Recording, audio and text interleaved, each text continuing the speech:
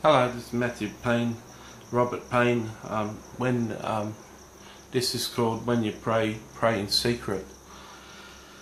Okay, this is taken from the text in Matthew 6, verse 5 and 6. When you pray, you shall not be like the hypocrites, for they love to pray standing in the synagogues and on the corner of streets, that they may be seen by men. Assuredly, I say to you, they have their reward. But you, when you pray, go into your room, and when you shut the door, pray to your Father who is in the secret place, and your Father who sees in secret will reward you openly. Okay, prayer is an essential part of the Christian experience, an essential part of life as a Christian in this world.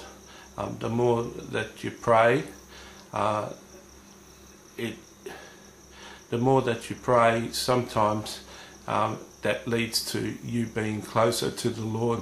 Just like any friend, the more that you talk to your friend, the more that you spend time with your friend, the better your friendship is. And if you're going to have a friend that's close to you, it's good to deal with your friend in public, and you can deal with your friend in a group of other people. But when you want to get close and intimate with your friend, you take your friend to a coffee shop, or you go to your friend's house and you talk one-on-one with your friend. The same as a couple, when they want to get intimate, they go to the bedroom, or they go to a place by themselves and close the door and become intimate in each other's company outside of other people's company looking on. The same rule with being intimate with your lover should exist with Jesus Christ and God the Father. The way that you pray should be an intimate thing. I'm sure you can go to prayer meetings where public prayer is something that is recognised and edifies the whole body of believers. When you pray publicly in a public prayer meeting, everyone is encouraged by your prayer, and that's certainly a good thing. But that also can be a temptation to pray a prayer that everyone will go ooh and ah about. And many people in public prayer meetings seem not to be praying to God, but praying to an audience, praying for public recognition. So praying in a prayer meeting, for instance, can sometimes be like the Pharisee praying on the street corner or praying in the synagogue. And Jesus warns against that in the scripture. And I warn you in this book that unless your prayer life is pure, unless your prayer is pure before your God, in a prayer meeting, I'd suggest you don't go to prayer meetings and pray unless you can get your prayers to be a pure prayer between you and the Father, and just with an audience listening.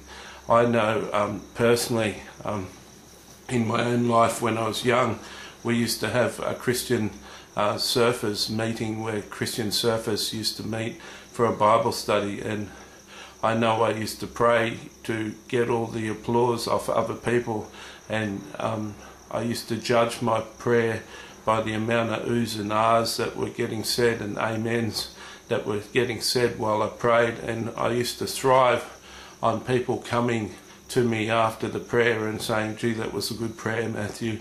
And that's the sort of prayer, that's the sort of praying that Jesus warns about, that we have no reward in heaven after a prayer like that. I'm not sure if you're one of those people that gets proud when they pray in front of other people, or you might be like a normal person who gets too embarrassed to even pray in front of other people.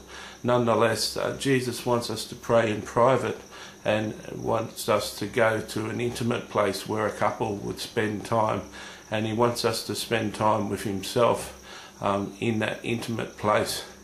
And that's something that most people understand. This is a subject that most people understand. It doesn't need pages and pages of writing. to understand. So make sure that you pray in private